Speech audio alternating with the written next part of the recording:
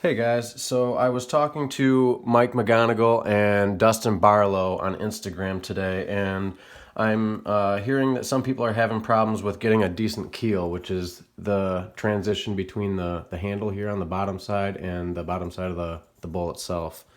So I figured I would take this spoon, which I'm not sure is going to actually turn out anyways because it has a wormhole right here, and just kind of demonstrate what I do to get that. And this is quite chunky on the side still, so there's a lot of meat to take out, which if you want a really high keel is the way to go with your blanks. So we'll go ahead and get started. I kind of approach it from the side with a back sweep. Hopefully this is picking up on camera. Rotating my hand as I go. And then my center line here, making sure not to cut through that.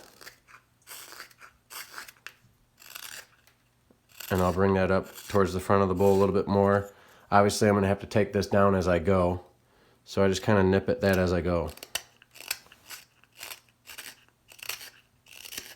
And I do this in kind of a concave fashion, kind of twirling my knife like this through the cut, which gives you a nice crown by the time you're done. And you have to also transition this into the handle up here. So you gradually bite a little bit more with your knife and a little bit more. Being mindful of your finger here, because that is a good way to nip your finger if you're not familiar with these motions, or these grips rather. I'm not going to finish this spoon, I'm just going to give you a basic idea of how I get it done. And then I'll come across on this side.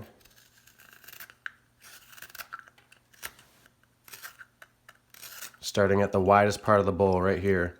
That's where I begin my cut. And making that same kind of motion. Kind of concave in nature. And you can see it start to get the keel right there. And then after that, it's really about just blending it into the handle down here, and then blending it into the front half of the bowl.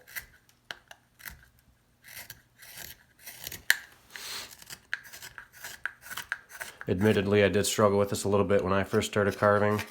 Not even when I first started carving, really, to be honest, because I wasn't even worried about keels at that point. I'm not sure I even knew what they were. But once I was a little more established in my carving and started paying more attention to details, this is something that I learned, not even through watching videos or anything like this, just really from mistakes. So pretty crude, as you can tell here, but you can see how it's starting to become the keel. And once you blend everything else in, you should have a nice looking aesthetic piece to your spoon that's also functional, because this is a little added strength to your spoon, making sure that if you put it under any kind of pressure, it's not going to snap.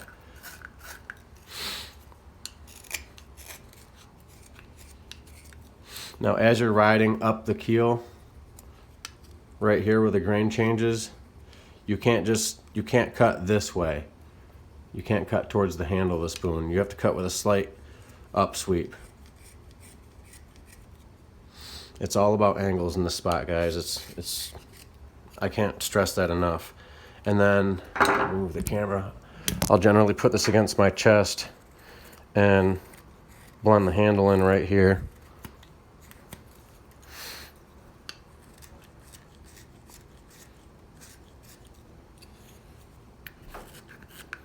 And again, this is really just for demonstration purposes, so I'm not really concerned with making this look perfect, but you can see how that nice line's starting to develop here.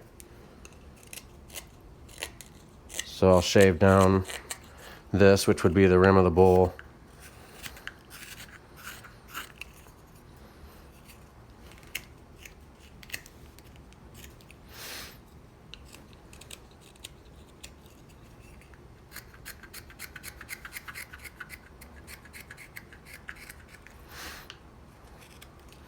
And this will be kind of a thicker version of what I normally go for. But again, just for demonstrations purposes. Let me readjust my camera here. Sorry about that.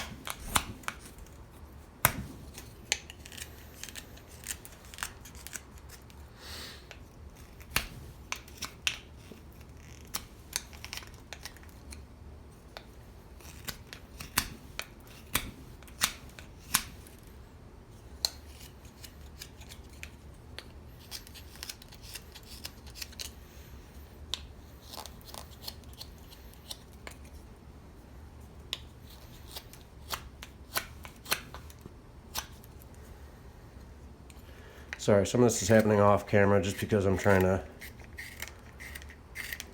thin out the bowl a little bit, so this makes a little more sense.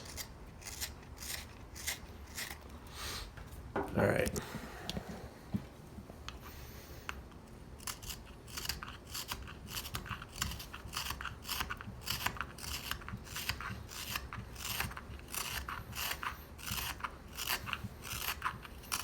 Again, I'm cutting with a twisting motion of my wrist, making sure that essentially this becomes a hollow on both sides.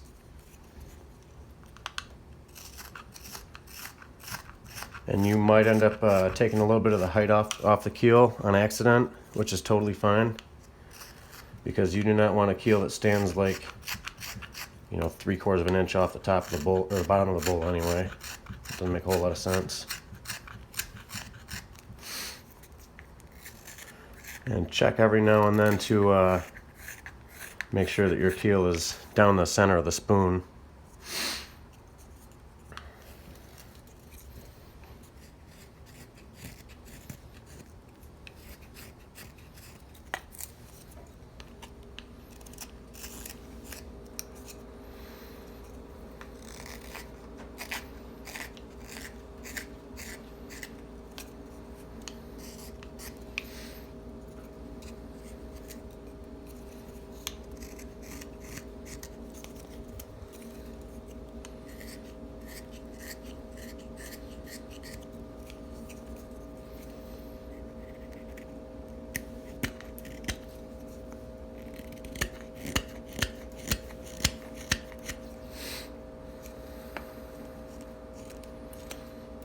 And I wouldn't call this done if this was going to be a spoon I was going to be selling.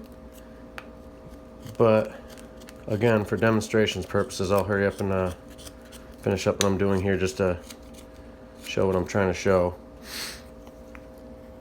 Once I'm done hollowing out the sides of the keel, I guess you'd call it, on the back of the bowl, I will create an arc right here. I'll eyeball that a few times, see if I want to take some more off the thickness of it or more off the height of it right here, and kind of see how I like it. Now this one's not super pronounced, but you'll get the idea.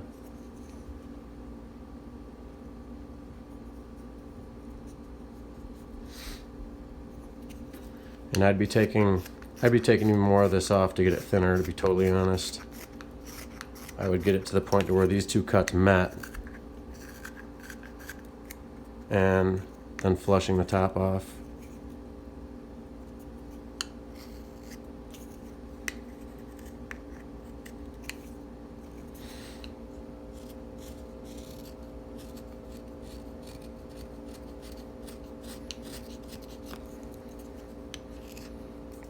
See, this is what I was worried about with this one, which is why I chose this to demo with. Now you got to be mindful of how much thickness you have in the bowl too, because if you have not done finishing cuts on the inside of the bowl yet, you might get yourself into trouble right here.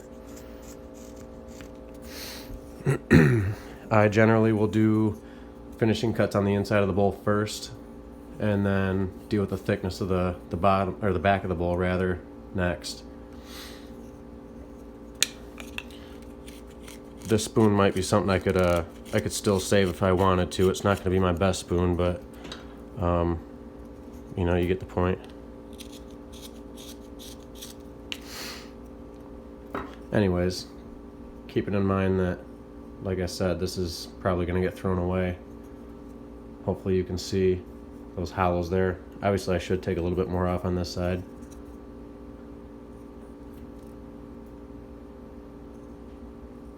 But that's the basic idea of it. So hopefully that helps somebody. Dustin, hopefully you and Mike get some encouragement from this, and give it a go and don't give up. Keels aren't everything with spoons. I mean, they're not 100% necessary, but I think they look really good. They add something to a spoon. They give you a little more in the way of experience. It's just one more thing that you can do, you know. So, for those of you who tuned in just because you're interested, I appreciate you watching. Drop some comments if you'd like. Subscribe if you're not already subbed. And carve on, guys. Have some fun out there.